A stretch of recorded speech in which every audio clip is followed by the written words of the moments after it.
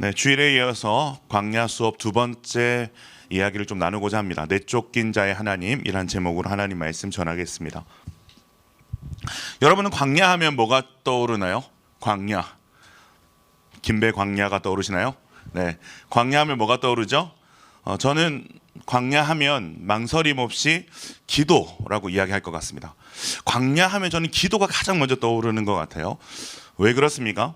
광야는 하나님이 아니면 답이 없는 곳이기 때문에 그렇죠. 하나님 밖에는 의지할 것이 아무것도 없는 그곳이 광야이기 때문입니다. 그렇기 때문에 우리는 광야를 지날 때 반드시 기도를 배우게 되어 있습니다. 광야에서의 기도는 특별합니다. 우리가 보통 드리는 편안한 자리에서 드리는 그런 기도가 아닙니다. 가장 처절한 자리에서 더 이상 붙잡을 것이 없는 자리에서 터져나오는 기도가 여러분 광야에서 우리가 배우게 되는 기도입니다. 여러분 기도의 가장 기본이 뭘까요? 기도의 가장 기본, 우리 기독교의 기도 말고요, 모든 종교의 기도를 포함하는 기도의 가장 기본은 뭘까요? 따라합니다. 도와주세요. 네, 기도의 가장 큰 기본은 도와주세요입니다. 근데 광야에서의 기도는 도와주세요 정도의 기도가 아닙니다. 광야에서의 기도는 따라합니다. 살려주세요. 살려주세요. 네, 살려주세요의 기도입니다. 우리가 평안할 때 우리가 무언가가 조금 부족해서 하나님 앞에 좀 도와달라고 하는 그런 기도의 차원이 아닌 거죠. 도와주셔도 되고 안 도와주셔도 되고가 아닌 거예요.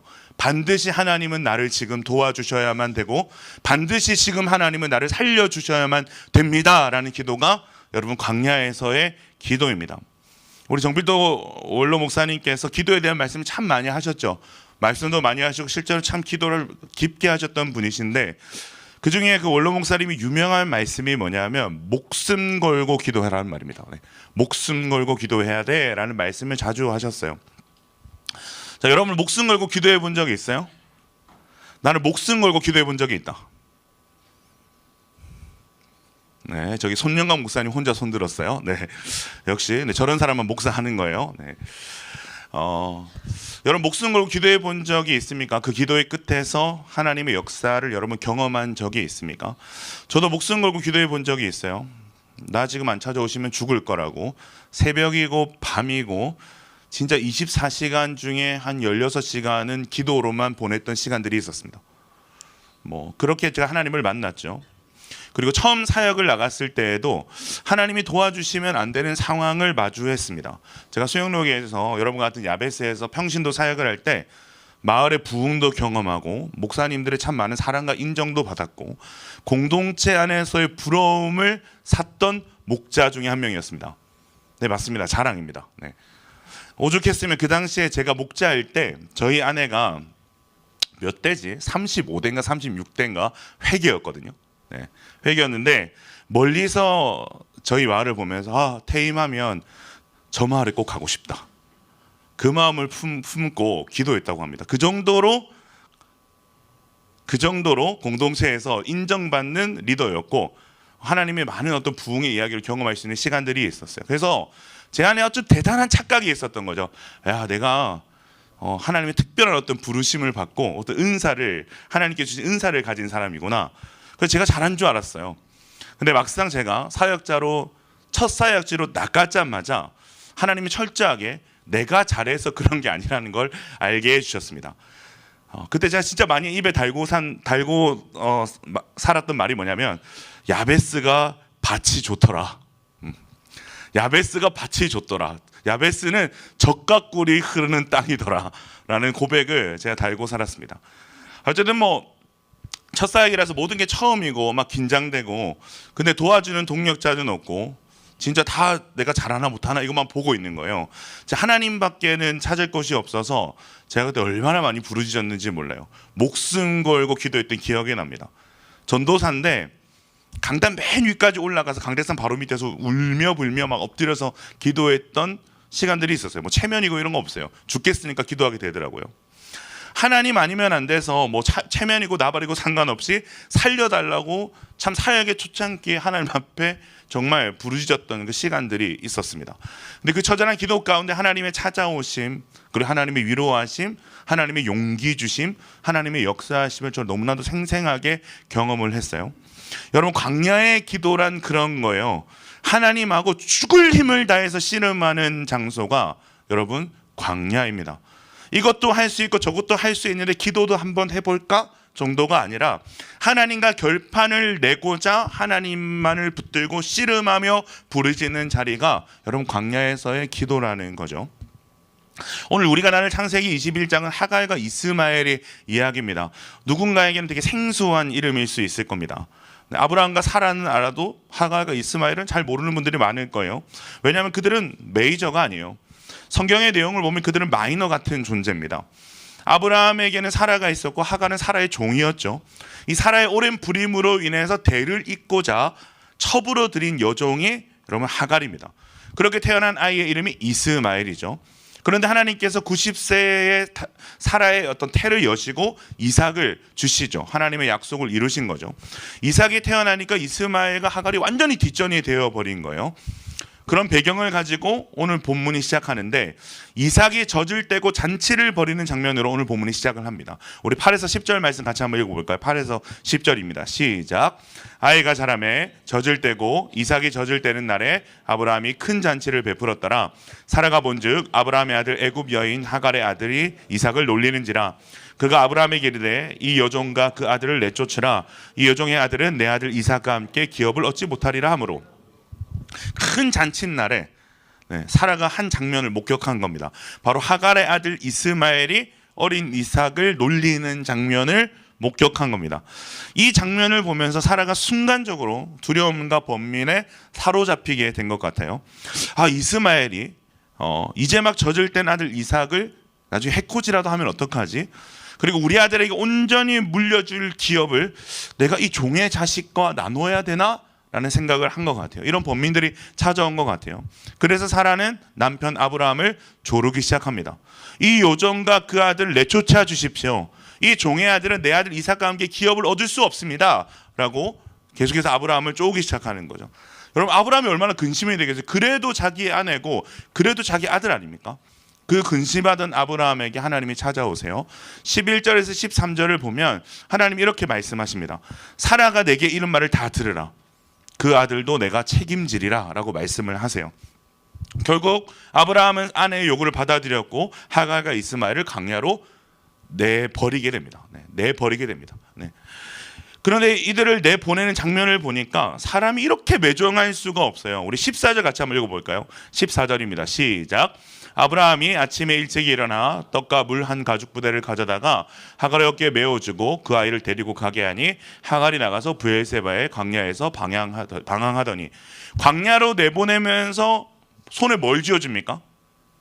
떡과 물 한 가죽 부대 요거 달랑 쥐어주고 광야로 내보내는 거예요. 여러분, 아브라함은 부자였습니다. 넉넉한 어떤 식량과 여비와 함께 그리고 나귀 같은 것도 한 마리씩 주면서 충분히 그들을 보낼 재력이 있는 사람이었어요. 근데 지금 뭘 주고 있습니까? 물 한 부대와 떡 한 덩이 주고 광야로 자기 첩과 자기 아들을 내보내는 겁니다. 여러분, 이게 뭘 의미하는 겁니까? 죽든 말든 상관없다는 겁니다. 죽든 말든 상관이 없다는 거예요. 광야로 그렇게 내버려버리는 거죠. 여러분, 이런 성경의 전개를 보면 어떤 생각이 들어요?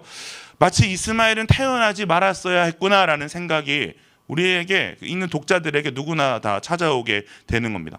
사실 그렇게 생각할 수밖에 없는 게 이스마엘은 아브라함과 사라가 하나님의 약속을 신뢰하지 못해서 자기들이 벌인 어떤 실패의 결과물과 같습니다. 어떤 기도의 응답도 아니고 믿음의 산물도 아닌 존재가 여러분 이스마엘이라는 거죠. 그래서 누군가는 이스마엘을 두고 그는 태어나지 말았어야 됐다라고 생각할지도 모르겠어요. 이 사라의 조급함, 아브라함의 연약함으로 태어난 아들, 언약의 계보 밖에 있는 아들, 그래서 버려진 자라고 쉽게 우리가 진단하게 될지도 모르겠습니다. 자, 그런데 놀라운 사실이 숨겨져 있습니다. 하나님은 단 한 번도 이스마엘의 존재를 부정하지 않으십니다. 하나님은 단 한 번도 이스마엘의 존재를 부정하지 않으십니다. 13절에 보면 그러나 여종의 아들도 내시니 내가 그로 한 민족을 이루게 하리라 하신지라. 여종의 아들도 내시니 내가 그로 한 민족을 이루게 하리라. 이게 무슨 의미입니까? 이스마엘도 하나님께서 아브라함에게 주신 언약의 대상에 포함되는 존재다라는 것을 말해주는 거죠. 17장 20절에도 이미 하나님께서 말씀을 하셨어요. 이스마엘에 대해서는 내가 내 말을 들었나니 내가 그에게 복을 주어 그를 매우 크게 생육하고 번성하게 할지라. 그가 12두령을 낳으리니 내가 그를 큰 나라가 되게 하려니와. 여러분 너무 놀랍지 않아요? 인간의 눈에는 실패와 실수의 산물로 보이는 존재인데, 그런 형편없는 인생인데 하나님의 눈에는 전혀 그렇지 않다는 거예요. 그리고 하나님의 이 초월적인 섭리는 인간의 연약함과 실수와 실패까지도 사용해서 그 존재를 존귀한 존재로, 하나님께 쓰임받는 존재로 살게 하신다는 거죠. 여러분 이것이 뭘 말해주는 겁니까? 간단하게 말하면 이겁니다. 하나님 안에서 버려지는 인생은 없다는 겁니다. 하나님 안에서 버려지는 인생은 없다라는 거예요. 자, 여러분은 여러분 스스로를 어떻게 여깁니까? 나는 나를 너무너무 존귀하게 여긴다. 손. 나는 내가 너무 사랑스럽다. 세상에 나보다 존귀한 자는 없다. 손. 손 들었어요. 손 축복합니다. 축복합니다. 나쁘지 않아요. 네, 나쁜 거 아니에요, 여러분. 네, 나쁜 거 아니에요. 네, 나쁜 거 아니에요. 좋은 겁니다. 네. 자, 여기에 사람들이 손을 들었습니다. 근데 이 중에 제가 아는 몇몇은 얼마 전까지만 해도 자신의 삶을 비관하던 사람들이었어요. 분명히 여러분들 중에는 이런 생각을 해본 적이 있을 겁니다. 이럴 거면 왜 태어났을까? 내 인생은 출발부터 잘못됐다. 나는 쓸모없는 존재다. 그런데 이런 생각을 하면서 살아왔던 이들이 내 인생은 그 누구보다 존귀합니다라고 우리 성원이 같이 이렇게 고백을 할 수 있는 겁니까? 갑자기 잘생겨져서? 아닌 것 같아요. 네, 미안해. 네. 갑자기 우리의 어떤 가정 불화가 해결되고 미래의 불확실성이 해결되고 돈 걱정이 해결돼서, 여러분 그렇지 않습니다. 네. 그렇지 않아요. 우리가 갑자기 나의 이 존재를 세상의 그 어떤 존재보다 존귀하다라고 고백할 수 있는 이유는 하나님밖에 없습니다. 세상에 내가 어떻게 비춰지는 인생이든 상관없이 하나님이 나를 존귀하다 여기시기에 내 인생이 존귀함을 고백할 수 있게 된 것이죠. 여러분 저도 그랬어요. 저는 강야 같은 제 인생을 혐오했어요. 외모부터 성격, 그리고 집이 돈이 없는 거, 제가 이렇게 엄청 건강해 보도 되게 병약한 몸이거든요. 병악하다고 할 뻔했어. 네. 병약하긴 악해요. 사람 죄인이니까요. 네. 병약한 몸이고, 저희 가족 관계부터 제가 초등학교 다닐 때 정말 그 관계도 정말 거지 같았거든요. 네. 그러니까 버림받은 것만 같은 인생이었어요. 사랑받지 못하고, 그 누구에게도 사랑받지 못하고 버림받은 것만 같은 인생이었거든요. 너무너무 비참했어요. 사는 모든 순간들이. 근데 그 비참함 속에 하나님이 저를 찾아오셨죠. 독생자 아들이 달리신 십자가를 보여주시는 거예요. 그리고 그 십자가가 나 때문이래요. 내가 창조되기 이전부터 나를 아시고 나를 사랑하시며 나를 향한 꿈과 계획이 있음을 하나님께서 알게 하신 거죠. 그때부터 사실상 나는 변한 게 하나도 없는데 나를 사랑할 수 있게 되었습니다. 그때부터 변한 건 하나도 없는데 여전히 못생기고 뚱뚱하고 가난하고 그런데 나를 존귀하게 여길 수 있게 되었습니다. 사랑하는 여러분, 여러분의 정황이 여러분의 존재의 가치를 매긴다고 생각합니까? 그건 아직 하나님을 만나지 못한 자들의 고백이죠. 사랑하는 여러분, 여러분의 정황이 여러분의 존재 가치를 매길 수 없습니다. 매길 수 없습니다. 네. C.S. 루이스의 고통의 문제라는 책을 보면 이런 고백이 있어요. 하나님께는 우연이 없다. 우리가 잘못 태어났다고 생각하는 바로 그 순간에도 하나님의 섭리는 여전히 우리를 향해 일하고 계신다. C.S. 루이스는 어린 시절에 어머니를 잃는 고통을 겪었고 전쟁터에서 부상을 입는 아픔을 지녀야 했고 사랑하는 아내를 잃었습니다. 그는 이 고통의 시간을 지나면서 인생은 단순한 어떤 사건의 나열이 아니라 하나님의 손길 아래 있다라는 것을 알게 되고, 그 결과 이 고통의 문제라는 아주 이 고통에 대한 깊은 어떤 신학적 성찰이 있는 책을 쓰게 된 거죠. 최근에 제가 만나는 지체들에게 많이 하게 된 이야기가 있어요. 야, 우리 하나님 진짜 멋진 것 같아. 쩔어. 너무 멋있어. 왜 하나님이 이렇게 멋있을까? 라고 이야기를 왜 하게 되냐면, 하나님이 우리를 통해서 사람을 살리고 그리고 복음이 전해지게 하시는데 어떤 것들을 사용하셔서 사람을 살리고 복음이 전해지게 하시느냐? 내 인생에 그토록 지워버리고 싶었던, 버려진 것만 같은 시간들을 하나님께서 기가 막히게 사용을 하신 거예요. 그 얼마 안 되는 내가 잘할 수 있는 거, 내 잘난 거 쓰시는 것이 아니라 내 못남과 내 약함과 내 상처와 내 절망의 시간들, 하나님을 알기 전에는 다 버려버리고 싶고 지워버리고 싶었던 그 시간들을 하나님이 사람을 살리는 데 쓰시더라. 아멘이십니까? 복음이 복음되게 한 데 쓰시더라.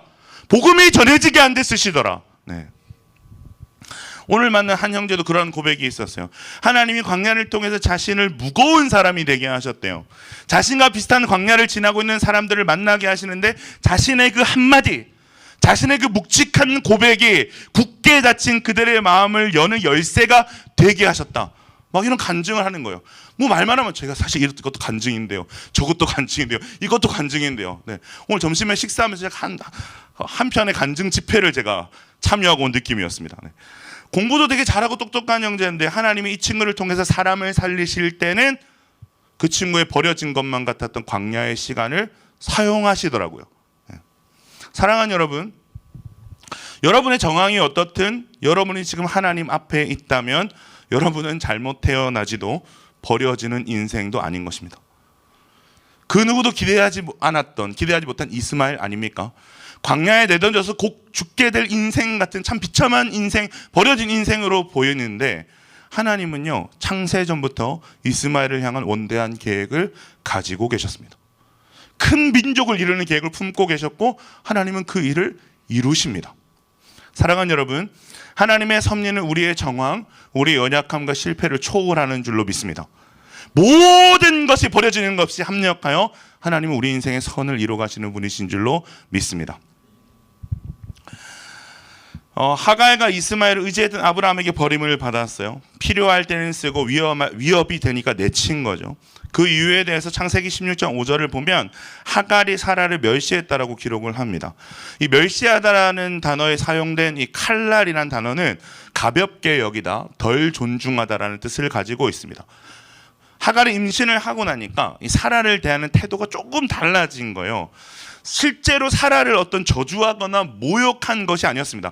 왜냐하면 여전히 하갈은 사라의 종이었기 때문에 주인인 사라를 그렇게까지 대놓고 멸시할 수 있는 그런 형편이 아니었어요. 네.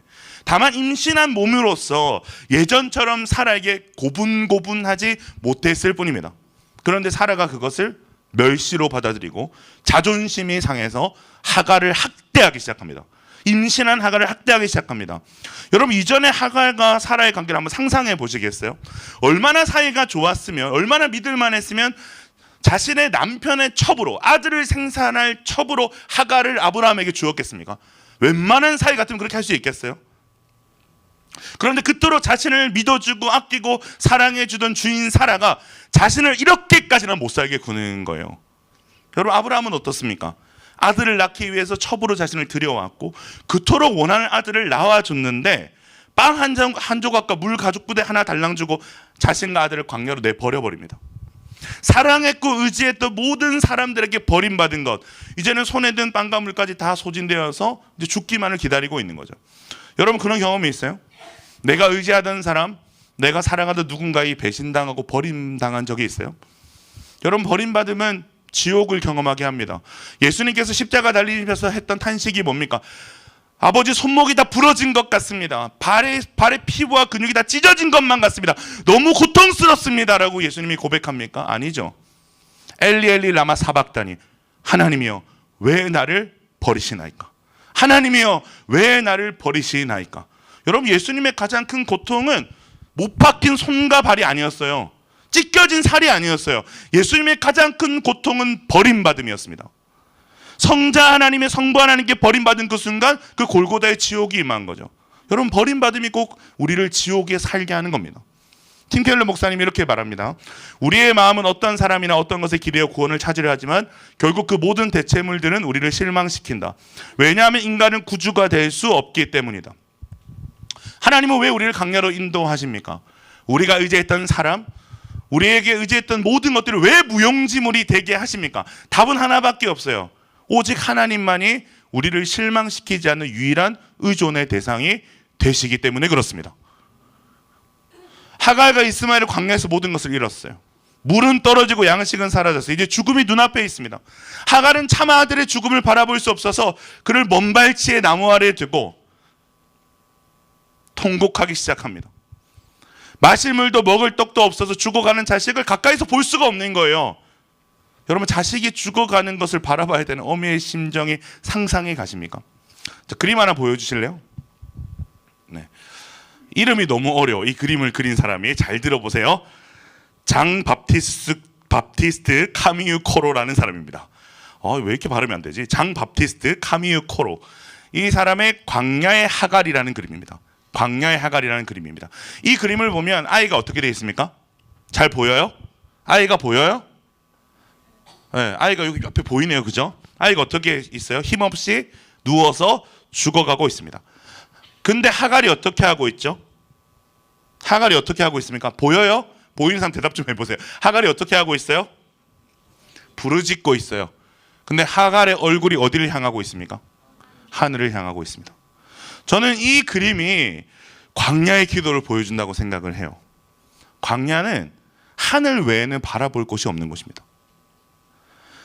광야에서는 하늘을 바라봐야 사는 거예요. 하나님을 바라봐야 사는 거죠. 자, 여기에 힘없이 누워있는 아이가 누구겠어요? 이스마엘입니다. 여러분, 이스마엘의 이름의 뜻이 뭔지 아세요? 하나님이 들으신다라는 뜻입니다. 하나님이 그의 어머니의 소리를 울부짖음을 들으셨다는 거죠. 자, 이제 그림 넘겨주셔도 됩니다. 자, 16절 17절 말씀 같이 한번 읽어봅시다. 시작. 이르되 아이가 죽는 것을 참아 보지 못하겠다 하고 화살 한바탕 거리에 떨어져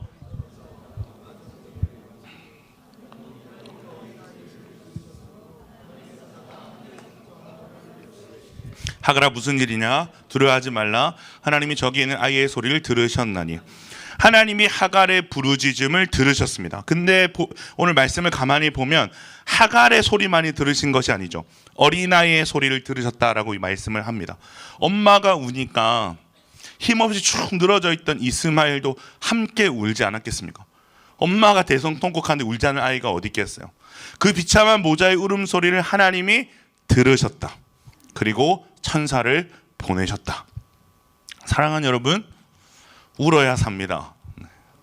근데 잘 울어야 됩니다. 잘 우는 게 뭘까요? 눈물에도 방향성이 있어야 된다는 거예요. 눈물에도 방향이 있어야 되는 거예요. 여러분, 눈물의 방향이 어디여야만 합니까? 하나님이어야 됩니다.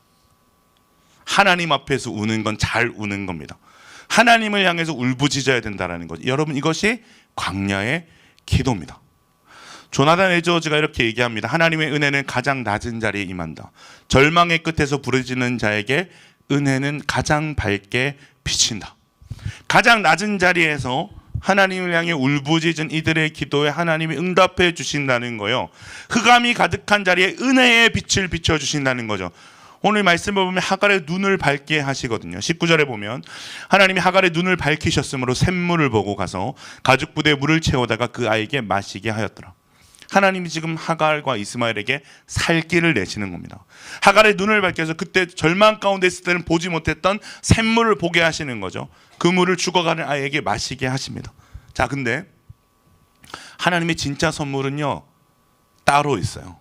20절에 보면 하나님이 그 아이와 함께 계심에 그가 장성하여 광야에서 거주하며 활 쏘는 자가 되었다.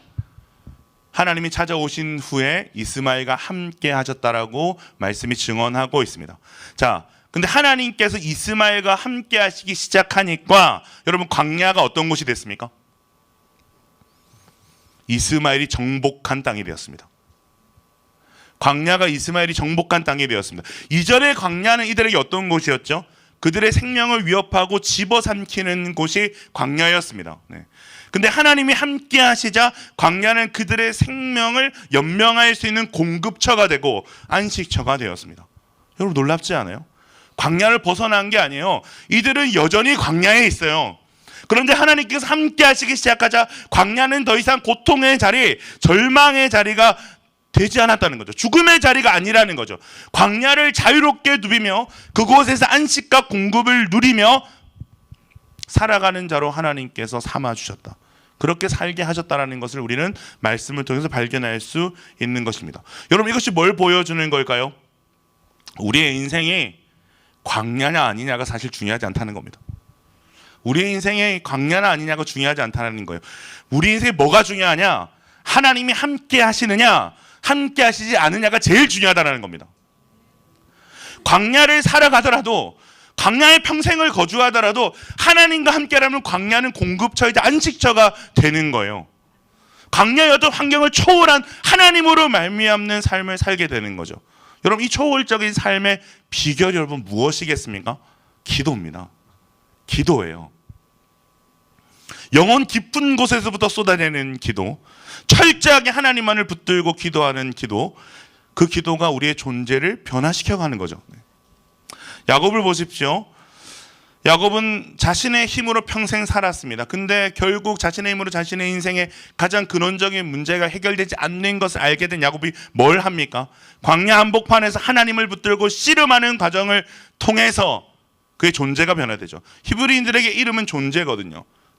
근데 야곱에서, 그 속이는 자라는 야곱이라는 이름에서 이스라엘이라는 이름으로 바뀌는 거죠. 하나님과 함께 승리하는 자, 하나님을 이긴 자로 이름이 변화되는 거죠. 야곱은 하나님과 씨름하는 가운데 그의 존재가 변화되었습니다. 속이는 자, 약탈자에서 하나님과 함께 이기는 자가 된 거죠. 다윗의 시편을 보세요. 여러분, 시편의 가장 근간이 되는 감정은 탄원입니다. 시편은 다 탄식시고 다 탄원시예요. 가장 대부분의 시가 탄원에서부터 시작을 합니다. 다윗의 시편을 보십시오. 다 탄원과 부르짖으면서 시작됩니다. 왜? 다윗의 시편의 대부분은 다윗이 광야에서 지은 노래거든요. 근데 보십시오. 시편 70편을 보면 하나님이여 나를 건지소서, 여호와여 속히 나를 도우소서, 이런 어떤 탄원이 가득하단 말이죠. 근데 다윗의 시편을 보면 탄원으로 끝나지 않아요. 물론 탄원으로 끝나는 시도 있지만 대부분의 시는 탄원으로 끝나지 않아요. 다윗의 탄원 뒤에는 놀라운 하나님의 응답의 고백, 나의 탄원을 듣고 일하실 하나님에 대한 소망의 고백, 그 찬양의 노래가 가득하다라는 것을 우리는 알 수 있습니다. 엘리야는 갈멜산에서 무릎을 꿇고 무릎 사이에 얼굴을 넣고 기도했습니다. 히스기야는 죽음의 성고 앞에서 얼굴을 벽에 대고 기도하기 시작했습니다. 여러분, 무릎 사이에 얼굴을 묻고 하는 기도가 어떤 기도입니까? 벽을 향해서 벽을 보고 하는 기도가 어떤 기도입니까? 하나님 아니면 답이 없다라는 처절한 기도의 모습을 보여주는 거죠. 여러분, 기억하십시오. 하나님은 그 모든 기도에 응답하셨습니다. 여러분, 광야는요, 우리에게 왜 기도해야 되는가를 가르쳐 줍니다. 왜 우리가 기도해야 되느냐? 하나님은 하늘에만 계신 하나님이 아니라 우리를 향해서 달려오시는 하나님이심을 경험하는 자리가 기도의 자리이기 때문에 그렇습니다. 하늘에만 계신 줄 알았던 하나님이 우리의 처절한 광야 속 기도 속에서 우리에게 달려오시는 하나님이시라는 것을 경험하는 자리가 여러분 기도의 자리이기 때문에 그렇습니다. 사랑하는 여러분, 오늘 여러분 왜 이 자리에 있을까요? 여러분이 믿음이 좋고 신앙이 좋아서 여러분의 의지도 한몫했다고 생각을 합니다. 0.1% 정도. 네. 여러분, 우리는 사실상 오늘 이 자리 말고 다른 자리에 있을 가능성이 훨씬 더 높은 사람들입니다. 불금 아닙니까? 불금. 네. 일주일에 수고했던 삶을 보상받는 불금 아닙니까? 그죠? 훨씬 더 우리는 다른 자리에 있을 가능성이 높은 사람들인데 왜 우리가 이 자리에 있습니까? 하나님이 왜 우리를 여기로 인도하셨습니까? 왜 하나님이 우리를 이 금요일 저녁에 기도하는 자리로 인도해 주셨습니까? 사방이 막혀도 하늘 문을 열려 있다는 것을 알기 위해서 우리를 기도의 자리에 불러주신 줄로 믿습니다. 답이 없어요? 아니, 답이 있어. 내가 답이야. 이것을 알게 하시기 위해서 다른 자리가 아니라 오늘 여러분들을 기도의 자리로 부르신 줄로 믿습니다. 사랑하는 여러분, 하나님은 살 길을 내십니다. 광야에도 길을 내시는 분이신 줄을 믿으시길 바랍니다. 광야로 내쫓긴 하갈의 하나님, 이스마엘의 하나님이 오늘 우리의 하나님이십니다. 하나님은 광야 가운데 울고 있는 우리의 눈물을 기억하시고 우리의 부르짖음에 응답해 주십니다. 그 하나님께 어떻게 기도해야 되는 거요? 우리가 만약에 광야를 걷고 있다면 우리는 그 하나님께 어떻게 기도해야 됩니까? 목숨 걸고 기도하는 거예요. 응답 받을 때까지 기도하는 거예요. 그 기도의 끝에 우리의 존재가 바뀌는 것을 반드시 경험하게 될 것입니다. 어떻게 우리의 존재가 바뀌는 것입니까? 하나님과 동행함으로. 죽음의 광야가 생명의 광야로 보이기 시작하는 거예요. 광야에 눌리고 종속된 삶을 살던 우리가 광야를 자유롭게 누비며 정복하는 자로 바뀌게 되는 줄로 믿습니다. 기도가 바로 그런 겁니다. 기도는 하나님과의 동행을 경험하게 합니다. 하나님과의 동행은 우리 인생에 엄청난 변화, 다른 어떤 것도 줄 수 없는 엄청난 변화를 반드시 경험하게 할 것입니다. 우리가 어디에 있든 어디를 걸어가든 그것이 중요하지 않구나. 하나님과 함께라면 이곳이 바로 안식처요 천국이 되게 하시는 것을 경험하게 하시는 것. 그 경험의 시작, 그 놀라운 변화의 시작, 여러분 광야에서 올려드리는 기도의 자리인 줄 믿습니다.